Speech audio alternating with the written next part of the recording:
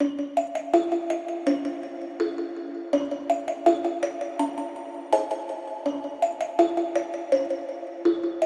Christy. And I'm Kathy. And this is The Psychic and the Skeptic.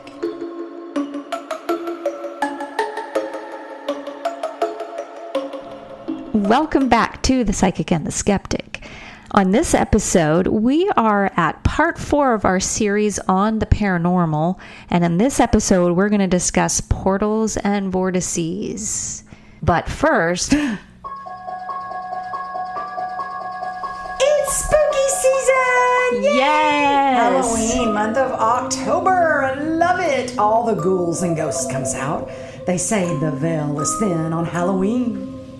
Yes, and so for the podcast, what that means is our episodes through the month of October are all based around spooky themes. Mm-hmm. So we're going to talk about some real scary stuff as far as experiences on a particular investigation back in OKPRI history. But we're also going to do a little conversation about certain creatures or folklore on one of our episodes. So that's to come on the podcast. You don't want to miss it. Nope. We have a list of topics and ideas that we're going through each week to bring to the podcast. And so we picked a couple of these just in the spirit for October. But again, if you have any interest, any topics you'd like for us to cover in future episodes, it is spooky season all year long, in our opinion. Exactly. But just heightened so in October. Right. It's getting a little bit cold out.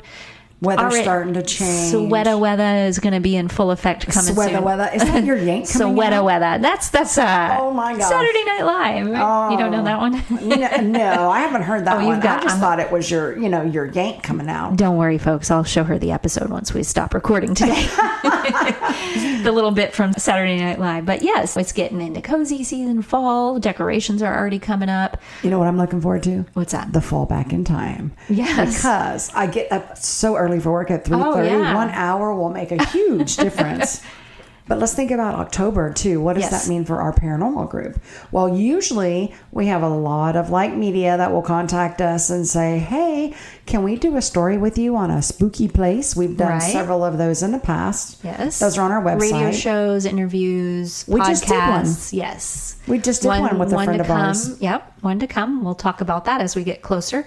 And then we just featured our Kendall's episode on our case files and our interview with Kim, the co-owner of Kendall's. And those are 2 episodes that you should definitely go back and check out. But we also have a bonus episode that we're getting ready to release on Kindle's. It was one that we just went and did. What was that? A couple weekends ago? An investigation that we just did a couple of weekends ago. And we got some fabulous recorded new evidence. Exactly. So we've got new EVPs to reveal to you. 2 Class A for sure. And yes, very, very clear.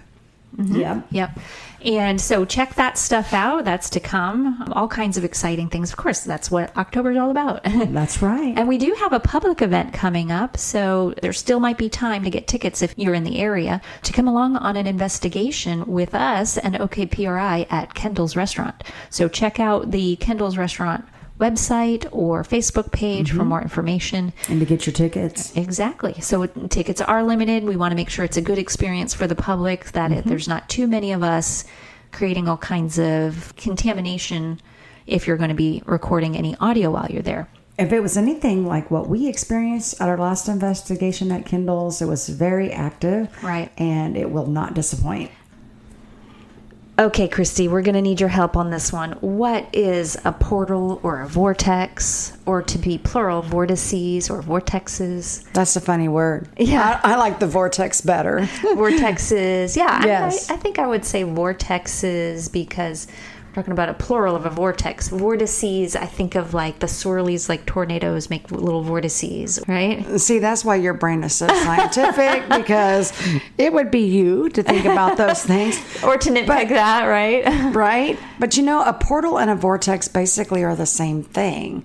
It's and I know you'll probably say, I have all sorts of skeptic stuff to come up and say this stuff isn't theoretically real. As a paranormal investigator, it's a common term that we hear. This must be a portal, or this location, this historic location we're investigating. People feel in the back bathroom there's a portal or something, or it's the closet, the mysterious closet. Right, exactly. But I mean, that can happen, because really all a portal or a vortex is basically an opening or a doorway, a gateway, right, from our realm or our dimension to another. So, you've heard me say on investigations, it feels kind of like a spirit highway. Right. And then along this highway, it's like where paths cross, where paths from this world and the other world come together. And there's like doorways along this highway, and that doorway, how was it created? We'll get into that maybe in just a little bit, but they can use that to step from that realm where they're at into another realm. Right. So a sort of spiritual transport system. Yeah, I guess you could look at it like that. So they would have to travel to a portal in order to enter another area, world? In theory, yes. Okay. Yes, in theory, yes. Because I've heard of some other theory where it's kind of like a will. You will your way from the heavens or to earthbound, or is somewhere in between.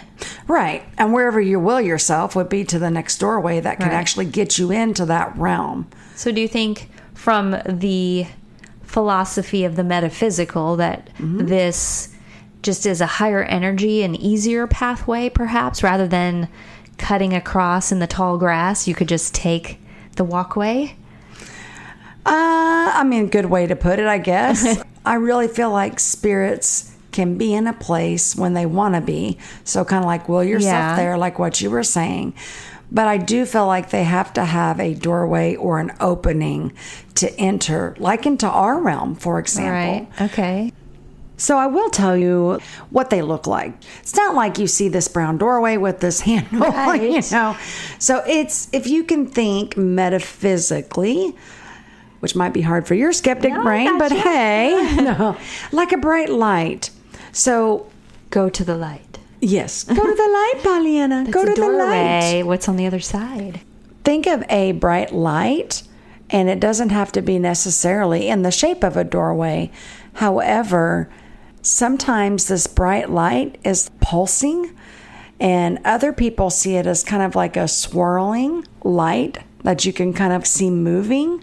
So you think, I'm sorry to interrupt you, but you're fine. You think this is, when you say people see this is not a common phenomenon. So is this more like people who are sensitive, psychic, have gifts? Yes. This is what you see in your mind's eye. Correct. Okay. Yeah, those that don't have gifts are most likely not going to see them. Yeah. But, we have gone into investigations or even heard some other paranormal investigators say, I think there's a portal there. Yeah, I think portals are unseen in some cases. Right. It's like not something you physically can see with your own eyes. It's a sensation. It's felt. Yes. Yeah. Okay. And so I know you are really good with your millimeter coming in. And if someone is like, hey, I think there's a portal here, you're going to go over and measure for that area. EMF. Yeah. Right. So from what you can recall, do you remember measuring any portals? High EMF. I've actually, in some areas where we have activity, I almost never get an EMF spike.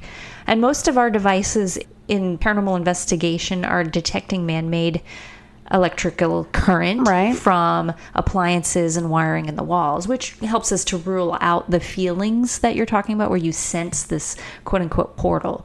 So our equipment can come in there and just kind of pinpoint where that charge could be coming from. But even on the millimeter, which is supposed to pick up direct current, kind of more earthbound energy, that's rarely ever spiked. Rarely. I cannot think of one time where it has. So is this where the skeptic part of you basically comes in 100%. and says hogwash? I'm chomping at the bit like usual, but that's okay. I'm letting you carry on. Again, I'm an open skeptic here. I know what we can explain, and that's what my job is. And then, is there anything left over that we can't explain? we just have to think about whether there's just some logical explanation that we just haven't found yet, or is it maybe paranormal, or perhaps both could be true. So that's something that I'm open to, and that's why I like to hear what your thoughts are, what your experiences are, what you're seeing. Right. Because I truly think that, humans have the capability of having a sixth sense. I do know that on some investigations, though, there are parts of buildings that can feel strange. Yeah. So maybe the floor's off center or off balance or not level. That gets your vertigo. Right. Oh, vertigo gets me all the time. Yeah. Yeah. Yeah, you're usually buildings. the first one to say, "Oh, this floor is uneven," or yes, and then I'll be like, something to do with my notice. ears, and yeah. Well, the easiest way I guess I could try to explain that a little bit is for those that maybe don't have any sort of gifts is when you come across a portal, it is, for me anyway, not only that bright light, but it's also like this strong pull and like this strong just sensation of energy there. Right. To where you're like, oh, wait a second, this doesn't match to the right of it, doesn't match to the left of it. And then I think through the years, I've also worked with crossing souls over and opening a doorway. Now, one of the most important things to remember is that if you're opening a doorway, you got to close it. Exactly. You weren't raised in a barn. Right.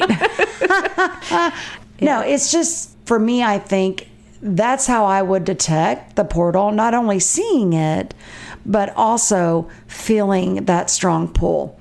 And definitely, if you open it for those people that work as light workers, if you're going to help cross them over, you definitely have to know how to close those portals. You do not want to leave those open. Right. Don't let the door hit you with a good Lord split you. Right. Your way she's out. full of it today, folks. I am. Well, this is a little out there for me, but I'm open again, like I said. Some days. It's very interesting because, you could think of the way that we and other animals can sense energies, or they know when storms are coming. Yeah. This is just a different type of energy, and there's so much that we can't see that we know exists. Who's to say that there aren't these kind of energies? We just can't seem to measure it from a scientific basis at this point. Correct. Which is why I asked you about the EMF. Do you recall any of the I'm EMF sure we've had going EMF up? spikes in places, and usually, again, depending on what piece of equipment you're using, K2 meters, people love to use those on investigations, but I think some users aren't really 100% sure on the point of those, and that it's more for alternating Stationary current too. and stationary. Yeah. So people use it as like a communication tool rather than a detection tool. Correct. And so now there's all these other devices, Mel meters, that have a K2 feature, or they have like a REM pod feature. This gets a little technical for those of you who aren't familiar with those kind of devices, but a lot of it, when you look at how is it intended to be used normally outside of the paranormal investigation, then it really doesn't make sense to me, at least. It's like, well, that's not what it's for. How do you put these two devices together without having some kind of interference? But again, that's me nerding out a little bit there. But you're right, though. There's no consistency, and that's where the scientific side of debunking these portals and vortices comes from. Is that it's not consistent. You might get high EMF in a certain area, but then you go back and it's not quite like that anymore. Yeah, it's like a he said, she said sort of thing. Or, when you can't prove it. Maybe the door closed. Right. And that's why you're not picking up on it. It could be. Sometimes the breeze comes in and sometimes it doesn't. Depends on which direction the wind blows. I won't just tell you the thoughts that came to my head a second ago because I'm still thinking about your earlier sometimes comment. Sometimes it's hot air and sometimes it's cold air. Oh my goodness. How much sleep did you? You're just full of it. How much sleep did you get last night? Not much, There's the problem. But yeah, portals are just kind of one of those things where, depending upon how you look at it and whose perspective, it's kind of like the ley line sort of thing. Right. And we have an episode coming up on ley lines where we really get into what that is. But it's a similar concept. Right. And across history, you've got people who actually believe that these portals or vortex, same thing. They were able to be open through these natural energy points, such as the ley lines. And without, getting too much into the ley lines, it's basically points in the earth where you've got supposed stronger energies that meet. And because of that, meeting at that area, a doorway can be open or a portal. And also, people believe that these were opened due to things like rituals or offerings. Yeah, I figured because it's a lot of emotion that can go into those things, especially if they had any sacrifices. Oh, yes. That kind of release of energy would really imprint on the environment. Well, if you think about the Mayan, right, and the Incan, both of them did human sacrifices. Right. And so that's why there's cenotes and different things around there that are thought to be doorways or openings to these places. So also they believe that someone's state of consciousness. So this is like from that third eye. Right. What they're seeing, what they are meditating on. They say also they can be opened in like a trance or like a dreamlike state.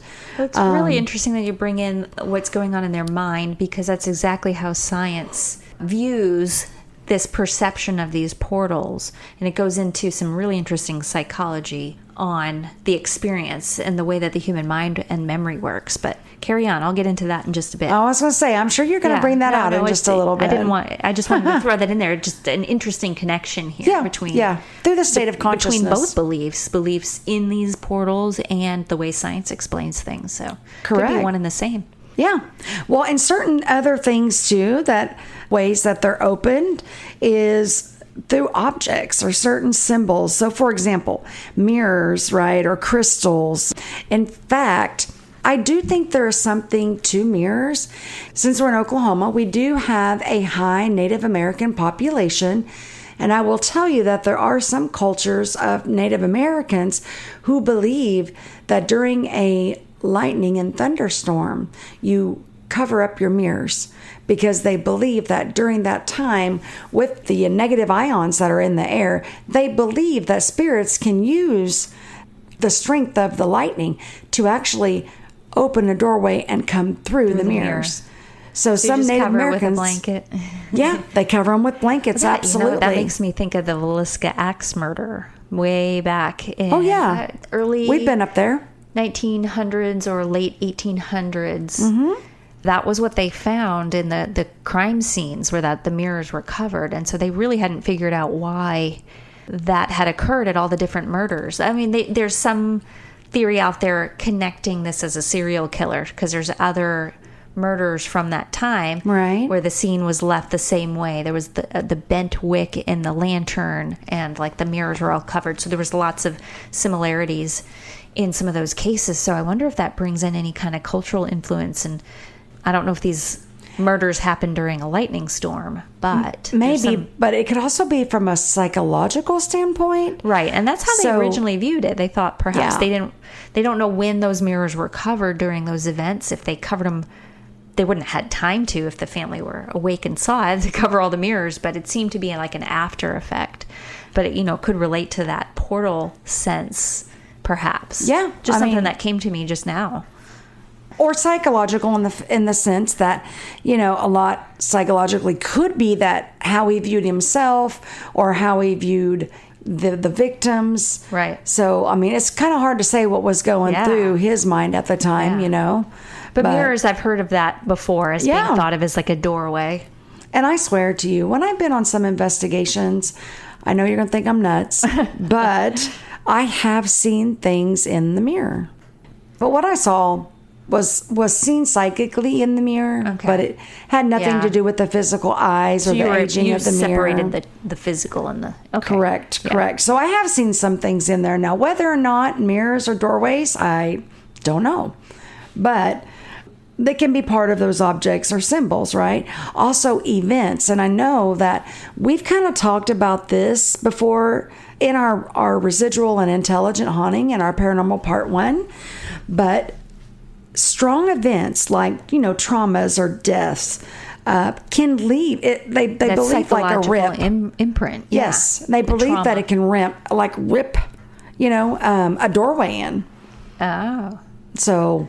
Like create a black hole or something. Yeah, but just a doorway to the other side. Yeah. And then also unintentional opening. So this would be where you're kind of like any sort of occult practices, rituals, seances. Yes, Ouija boards. That's a big one on Ouija boards. And I don't think we've ever talked about that. There's a lot of focus in on the Ouija board when you're using one. So if you get multiple people pinpointing in one area and metaphysically trying to invite an opening into a space, it's obvious that would have a portal connection for sure. Have you ever played with a Ouija board or tried it? The old Milton Bradley or whatever. I do remember when I was a kid, my cousin had one, and we tried it, but the planchette never moved. I don't know that I believed it, so if you believe in it, and it would work, but I never. Right. I was like, this is junk, even as like an 8-year-old. Wow. Well, my head was, I was always a bit of a skeptic on these things. I hear other people having experiences and me wanting to see for myself, never really having that experience. So it's kind of always been part of me to be a skeptic. But there was never really anything that happened with it. Well, let me tell you a little story. Probably about a year after I got into paranormal investigating, we were down in Muskogee County. Actually, it was Summit County, down by Muskogee, though, not too far away. And someone, I don't know who it was like, I don't know, a party of investigators. We weren't really investigating. We were just all kind of hanging out, socializing. Right. And they had a Ouija board. And this was actually, no, I remember what it was now. It was a Halloween party. That's what it was. And, they say on Halloween that the veil is even thinner, right? Right. So they got this Ouija board out, and they were, wanting to see who wanted to play with the Ouija board. And I'd always been taught against them, religiously. Right, it's like, oh no, don't do that. So I didn't believe that they worked. So I sat down. I'm like, okay, I just want to try it myself just to see if there's anything to it, see if it's real. And so I sat down with this other female who was across from me, and we put our fingers, you just put the very tips of your fingers on the planchette, started asking some questions, and that planchette started moving. And I asked her, I said, hey, are you doing that? Are you moving it? Yeah. And she's like, no, I swear I'm not. And I was like, okay, well, I just kind of chalked that off because I was like, nah. I'm like, if I was doing it by myself and I knew it was just me, then I'd think different. Well, see, I think they say you can't do it by yourself. You have to have several people. So I can see how it would. You can do it by yourself. If you get enough people and fingers in there, there'd be just enough slight movements from all the different people that nobody would feel responsible for moving it when they all were. Right. Without realizing it. That's how I think it works. You can use it yourself because I did. Mm-hmm. I thought maybe this other girl was moving it, and so you're a bit of a skeptic I did it too. myself. And I'm not joking. Yeah. It moved, and it was not me at all. And to be quite honest, it kind of freaked me out a little bit. How long ago was that? Oh gosh, early 2000s, maybe. Yeah. 2000, 2001. So it wasn't while you were a kid. You were still an adult. Oh yeah, no. I was an adult. I was in my early 20s, but yeah, it moved, and that I was like, wow, I have no explanation for that other than it was really something ghosty that was moving it. So, but I'd always heard you don't want to play with them because they are dangerous. They can create a rip and have that doorway open. Come through. Well, and that's kind of some of the theory in how paranormal investigators investigate, in the sense that you go in and you do an EVP session. Mm-hmm. If you're just inviting whomever to come through, that's the same as opening a doorway or using a Ouija board. You're just looking for whoever to come in and make themselves known. But paranormal investigators specifically address, if you're doing it correctly, what is there, who is there on that property, and not inviting others in. But again, you can unintentionally do that as well if you're not real careful.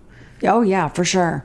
And that's why I always tell, whenever we're contacted by amateur ghost hunters or someone that's really interested in getting into ghost hunting, I'm like, you really need to go along with someone experienced, someone who knows what they're doing, who's been at it for a while, because there's just so many things that can happen. Like you can get an attachment, it's crazy. Yeah, and even as skeptical as I am, I'm not going to take any chances on that kind of thing. I'm going to be respectful. I want to make sure that I'm not asking questions or inviting things that could be left behind when we leave a property for a homeowner, and then we've created a whole mess for them to come home to. Oh, yeah, for sure.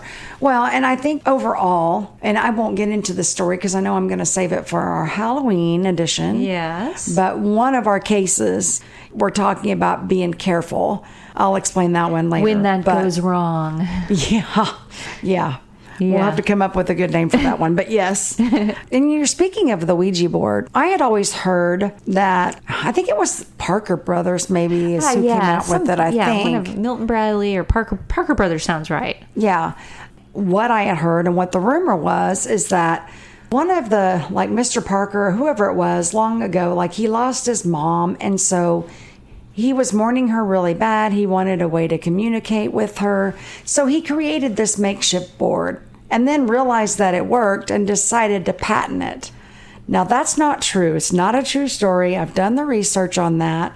But they use that along with a couple other things for marketing purposes. Oh, sure. Yeah. So to give a little history on it real quick, back in 1890 to 1891, this guy named Elijah J. Bond, he was able to get a patent for it. He was a Baltimore attorney and ended up getting the patent. Now, whether or not he created it first, I think there's another guy, William Fuld, F-U-L-D, I think, who was kind of given credit. He's known as the father of the Ouija board, so perhaps it was him that created it, and then the other fella Bond, he just kind of did the patent. So, but there's a guy named Charles W. Kennard. Now, he was kind of an entrepreneur sort of guy, and he founded the Kennard Novelty Company in about 1890 in Baltimore, and he was actually the first company to manufacture and sell these commercially.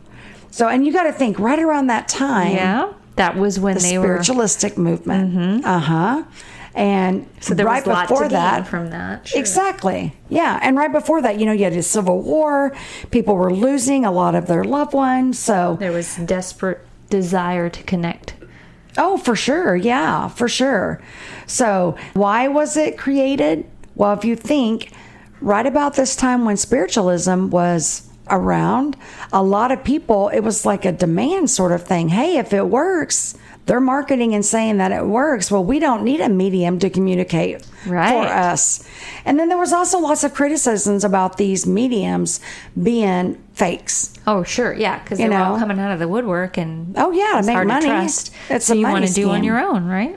Right. And that's something I will say that just ruffles my feathers. And I ain't got feathers, but you know what I mean. So nowadays, when someone goes to give somebody a reading, and if they're not legit, that irritates me. Yeah. To the sense of, why are you claiming? I think there's a lot of people that have a desire that wish they really had that gift, and they might think they do. So I think there are more people who have good intentions out there, and they're not really trying to scam you. They're just not as talented as they think. Or gifted. Yeah. I've met some people like that in this field. Yeah. One day, they're psychic as a rock, which is nada. And then the next day, I'm full-blown psychic. Yeah.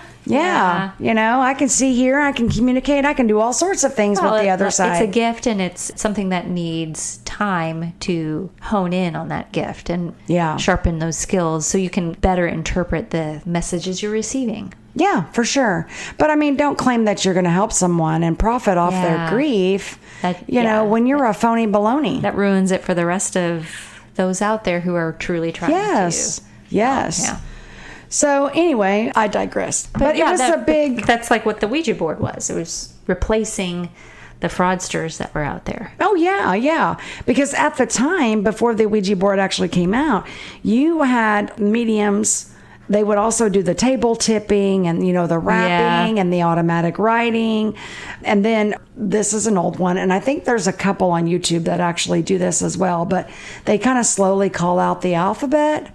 And then you would hear like a thump or something when it was the right letter. Oh, I think we've probably done that on an EVP session, or at least seen it in action where we're trying to get the name. Does it start with an A or does it start with an N? And I don't think we've called out the full alphabet, though. No, not. That would take forever. Oh, my gosh, yes. We just use a K2 meter. Can you light up this is this or that? I know. Or, we ask them to knock.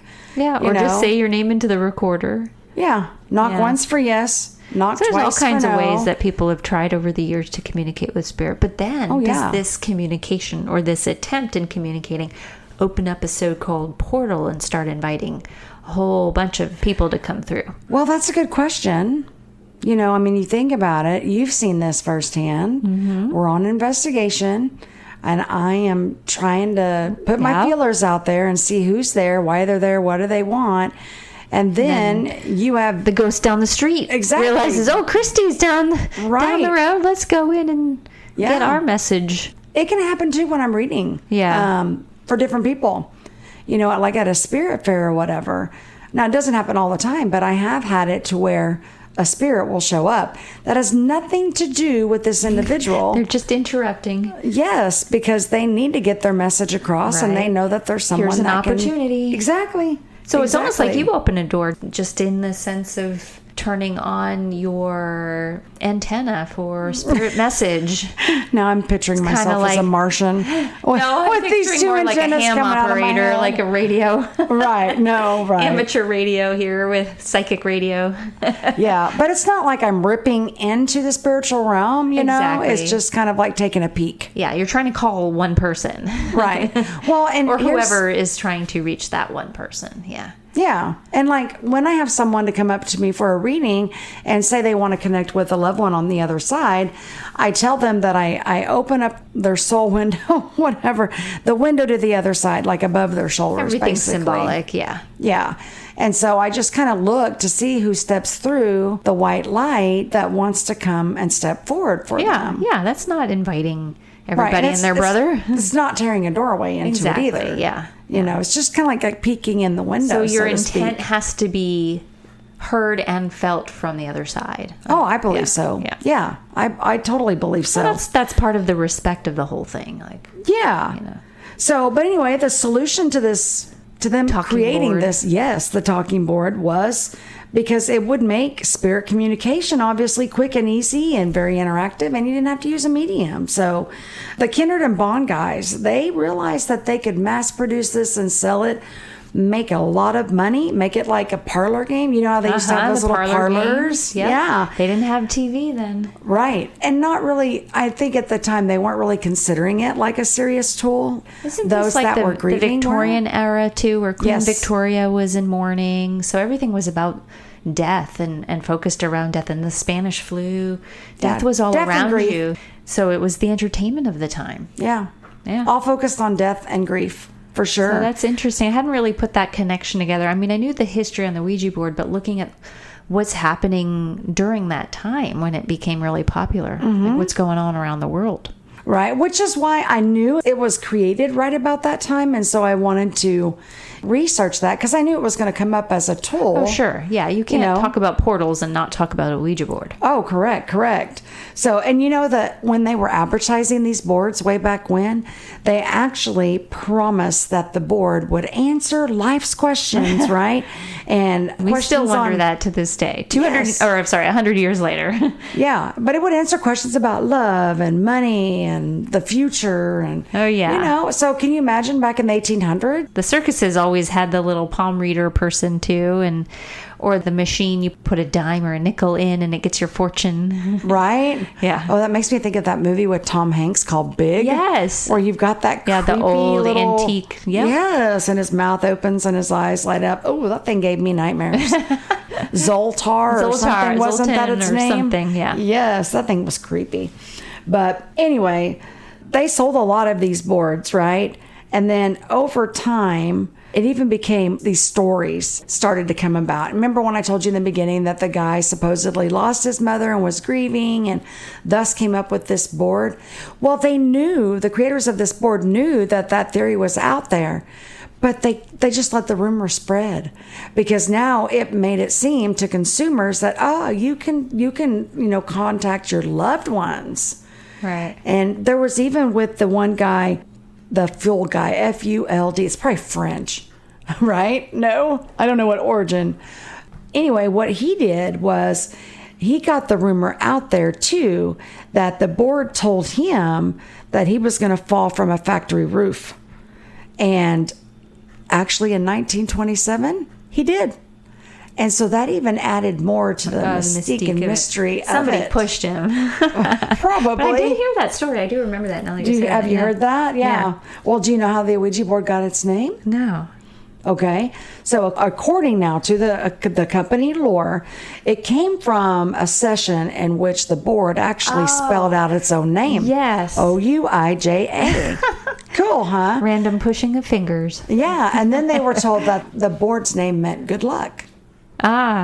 So, I don't know. I know people have mixed feelings about it. Of course, anybody religious. I remember that story. I think it's kind of neat, but... yeah, just to kind of connect it all together, you know?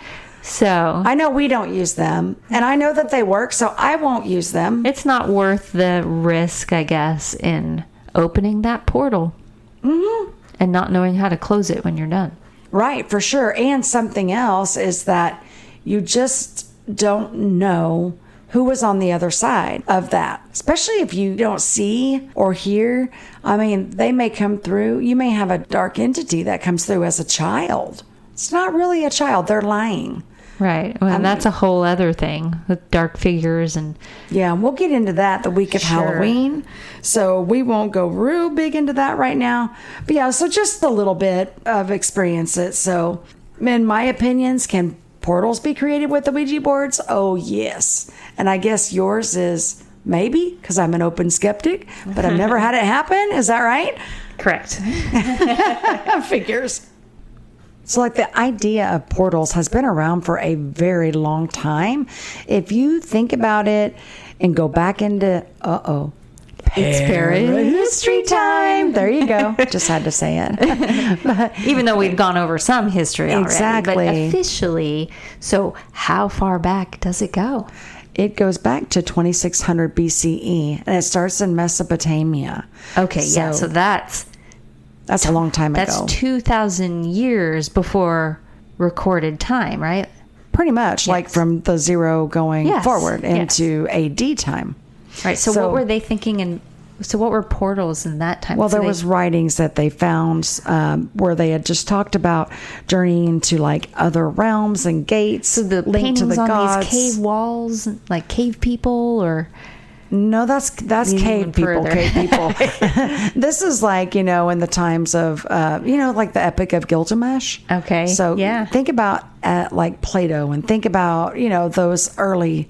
Right. Those early scholars and philosophers. So they had a thought that there were portals out there. Yeah. And that you could journey to these other realms through these gates. Okay. And I wonder what they were seeing that led them to believe they exist.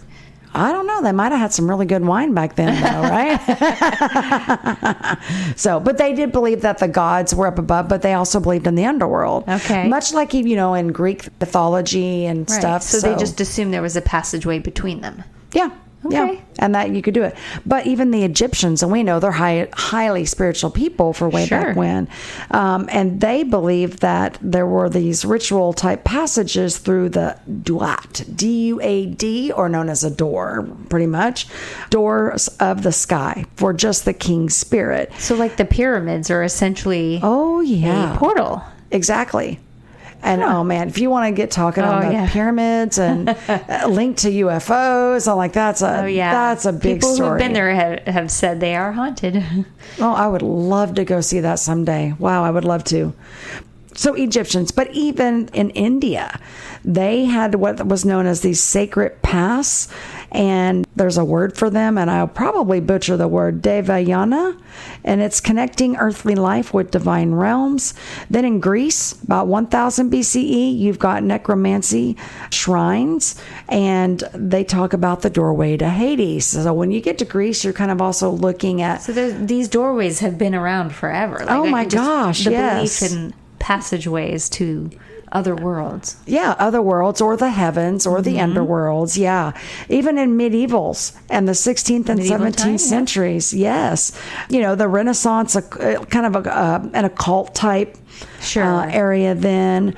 1848 onward, we've already talked about spiritualism. That was very, I think probably with spiritualism along that time was probably one of the most times in history where people acknowledged it more. Okay. You know, but then you got 1920, so we crossed over 1900s, and then ley lines comes out.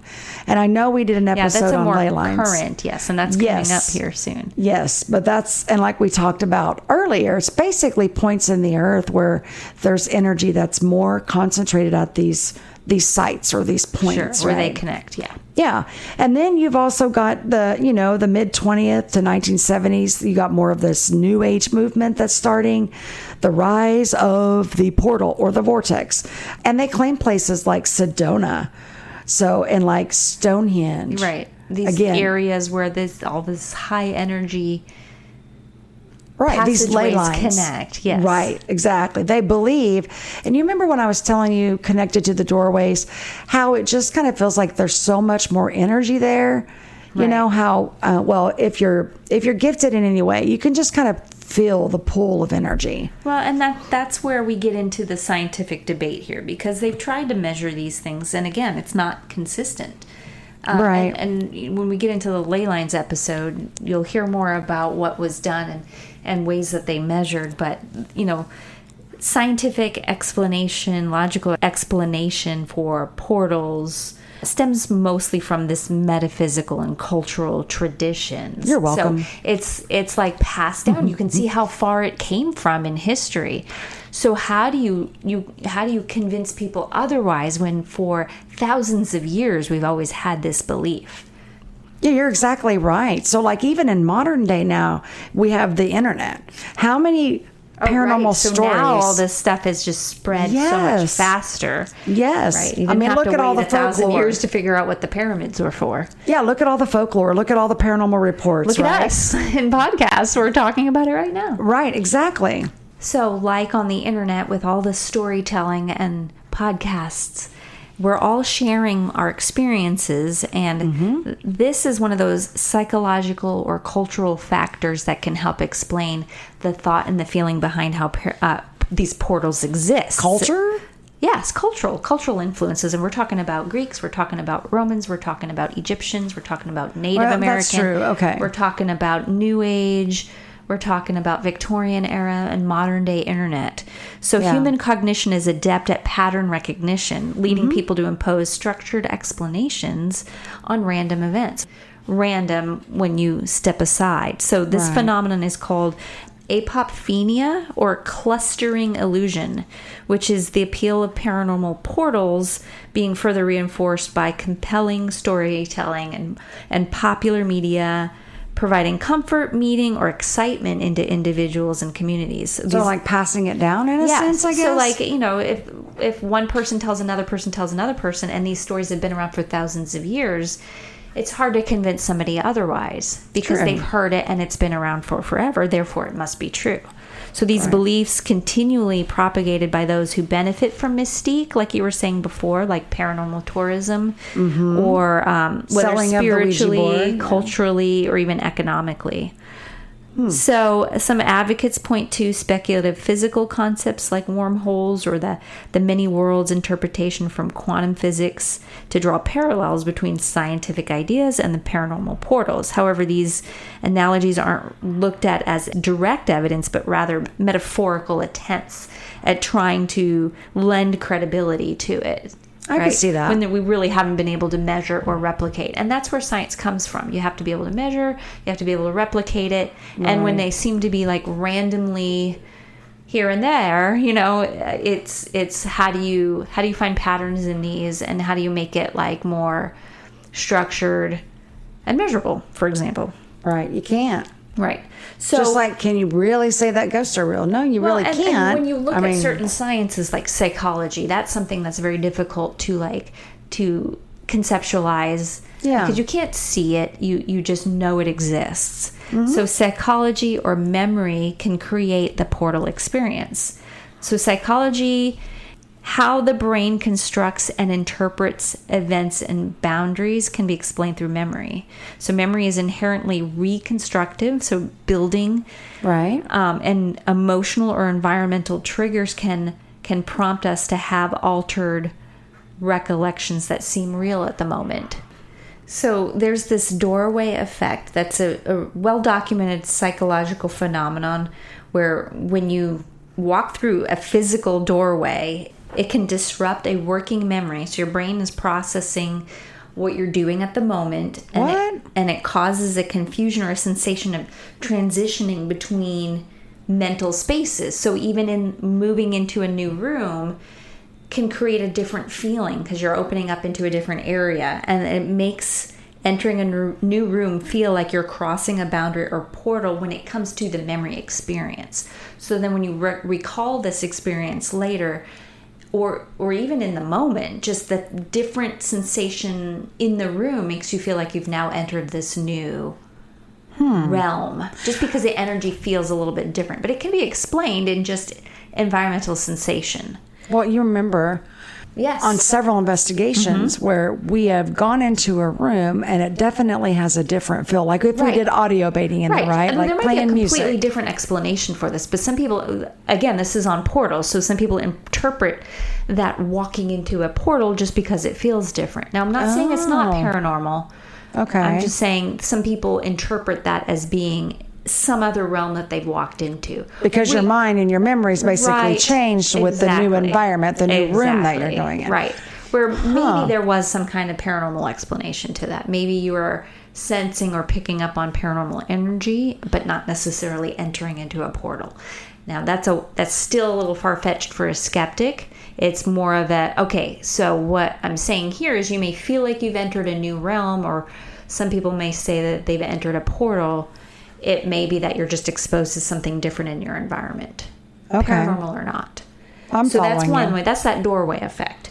And we can talk about some of those experiences when we talk about specific locations, because there's one story in particular that I'm thinking of right now that I know we already have planned to talk about in one of our case files. Oh, yes. I know which one you're talking about. Yes, but we weren't perceiving this as a portal at the time, and maybe that's just paranormal investigative experience. We see it differently than some others might. Right. But there's event boundaries and psychological processing, which leads to segmentation of our experiences.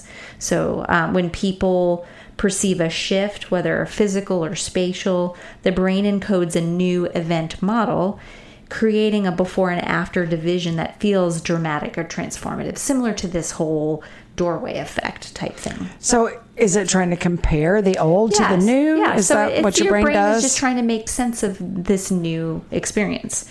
Okay. Or this event model.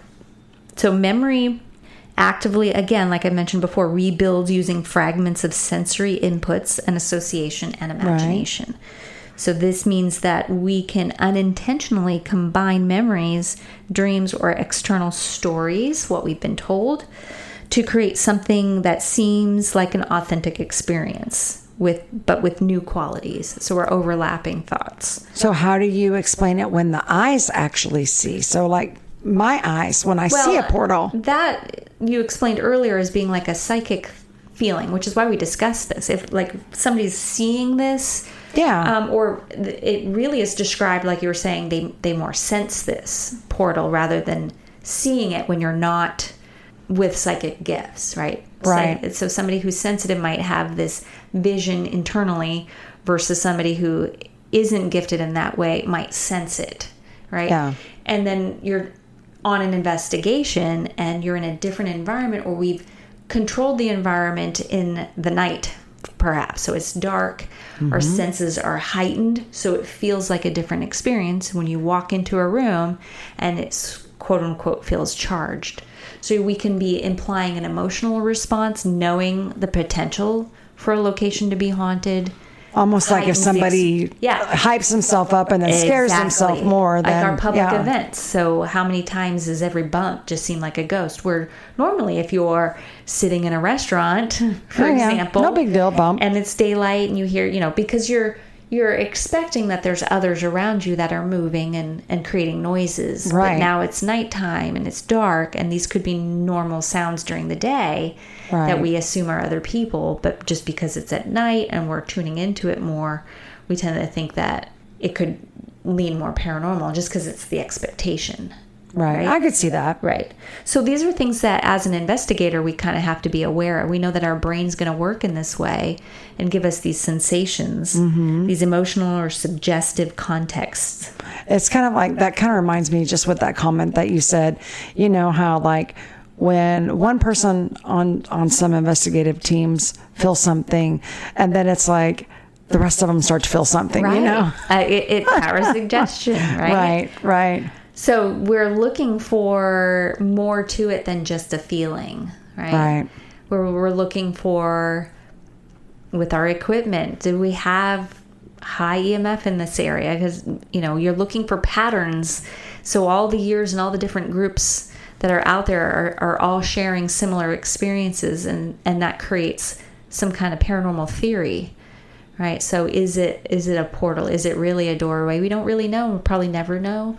But if we see patterns in it, and if we're able to rule out things like power of suggestion, or this is a really creepy building, there must be a portal here, right? Right. Or there's lots of talk that there's 10 ghosts in this location, there must be a portal. We're just making inferences based off of data. So we kind of have to almost go in blind like you do, without any kind of stories. No information on the claims. Nothing that can affect your mindset in any way. And influence your memory, right? Yeah, that's what makes total sense. Because the psychology of this is probably the biggest part of it. Yeah. Now, you had mentioned a little bit ago about like visualizing or seeing it, or maybe having pictures. Yeah. So we all know paranormal photography is not my thing. It is not, but I do have that one picture. There are lots of ways we can explain phenomenon, lens flare, and stuff like that, or light trails in photography in low light. So that aside, there are some true natural phenomenon that can be interpreted as like a portal. So you're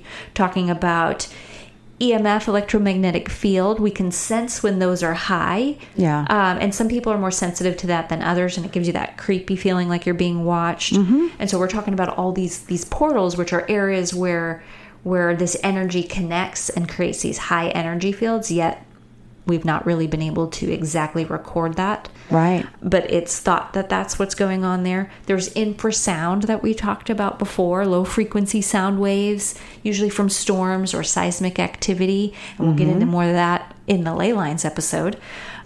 But even large machinery, so man-made machines, can have that low vibrations that then affect us and make us feel like, oh, this must be real high energy here. And we start to have these spiritual experiences that we then equate to being a portal. But then there's plasma and lightning, ball lightning, or St. Elmo's fire, which is glowing orbs and energetic flashes. Some say that's ghosts. Some people say that's a portal entryway. Okay, that's interesting that you say that, because I think it can be both, and here's why. I've always heard and known this to be true, actually, when a spirit enters and exits a doorway or a gateway or this portal, right, or vortex, whatever you want to call it, that sometimes you will hear it, sometimes it sounds like electricity, like crackling, all right, and then, or you might hear like some pop sounds. Sure, which is probably the real science that we're experiencing in that case. Like the energy, the static, the electricity, the plasma. One leaving or one entering or whatever. Right. And maybe they're all one and the same. But what we've seen repeated, and which is why science leans to this being more like a weather phenomenon, is because... Weather? Well, yeah, plasma and lightning, that's what that is. Well, no, I thought you meant like... No. Like static. Well, we know that the ions change in weather, right? Yeah, they become negative. About electricity in the environment. Right. So rare weather phenomenon like St. Elmo's fire, that's something that doesn't happen very often. So when somebody sees it, they have like this spiritual connection to it. Or you're talking about like the Northern Lights, those kind of things. Historically and spiritually... Historically, that was believed to be something spiritual, which now we know weather events and the way that the atmosphere is built Right. Well, gives us ancient that people, phenomenon. Yeah. yeah, ancient people always considered stuff like that Well, yeah, to because be they didn't understand it. right. They And always that had was some one sort way of to explain it. Sure. Exactly. So science can explain it now, but is science the metaphysical? Maybe that is part of I it. think sometimes they can cross, you Yeah, know, sure. like metaphysical going into science, science can go into metaphysical, but there's a lot that I think science just can't explain. Now, Sure. when you were talking about the photographs and all that earlier, I do believe that I did capture one photo, Yeah, there's and some it's really already cool posted. photographs, and like Yeah. we've seen other light anomalies and light trails or bugs that are captured. But this one is not any of that. It was in No. a cemetery. And the shape of this photo, we'll post this one as well to Instagram and Facebook. Right. But it has a very interesting shape. So trying to figure out what in low light environment could have reflected and created that exposure on the photograph to look that I way. hate to tell you, honey, there was nothing you have out to go there. through. You have to go through that. and Well, I know, figure but I'm telling you, there was a bush. Right. That was it. I heard something in that direction, turned around, and had that feeling as well. Took several shots. Sure. And then it was in one photo, but not in the other. Right. And again, I wasn't there on that one, but if there's any moisture, especially outdoor photographs, if you had a flash going, if there was anything emitting any kind of light, any equipment in your hand, sometimes those can bounce off. I know this is a tricky one because it's a really unique pattern that you have in this photo. Yes. Really cool photo. On the left side, it looks Paranormal like or not, it's super cool. You can't recreate that. no, and So I have you have tried. to have something just so to get the light trails that are in there. But Yeah, on the left side, you can see what looks like just a white light, Yeah. from top to bottom there. And then out of it are like these little light balls. and they these go little horizontal, orbs. right? Yeah. But bugs don't make patterns like that. To me, it reminds me of like a bass clef. If you're into music, anybody out there? Yeah, kind of that shape. And we've already got it has a posted on really- our Facebook and Instagram pages already because Yeah. we talked about it in another episode. I think our beginning so we'll have one. to like re-highlight that Yeah. again. But there's other environmental and architectural effects, air quality, lighting levels, temperature, carbon monoxide leaks, mold, low frequency structural vibrations. Again, that's that infrasound. And these kind of things can cause hallucinations, feelings of a presence or unease, all similar to EMF, how high we EMF. explain paranormal, right? And then when we talk about a vortex or a portal, Right. we're talking about a large amount of this EMF or those feelings. So, Well, here's something else for you. I know that there are different portals or vortexes out there, doorways, right? Because there are different realms. And how many times have you heard me encounter a spirit before and I tell you, oh, well, they're, say, for example, a mom that's looking for their child, right? Mm-hmm. But the mom is earthbound in this realm and the child is in another realm. Sure. See? So there's doorways to get to those realms if they're aware of it. and I can see how that is explained from a metaphysical viewpoint in where a certain spirit can be in one area and lost and their spirit in another area. Right. But whether there's a portal in between them, who knows? I think there's like a spiritual highway that runs between all the realms. It's just the doorways are in different areas, if that makes sense. Sure. Yeah. So, yeah. So to wrap up the skeptical viewpoint, from my perspective, I can see how these feelings for an area that seems to be super high in EMF or some kind of environmental influence can be explained, because we already know that EMF can create these sensations. And what's really interesting is the psychology that comes into it. And if you're a skeptic and you show up on a location and the place looks creepy. We've been to a lot of places that are old and falling apart. It's like, wow. Yeah. I mean, I even joke sometimes with my family. We drive by a really old, like dilapidated building. We're like, oh, that place must be haunted. Yeah. You know, it's in our culture, and that's where some culture comes in. That's got to have a lot of energy there. And so you almost feel that when you walk in. It's your brain and your psychology can create that.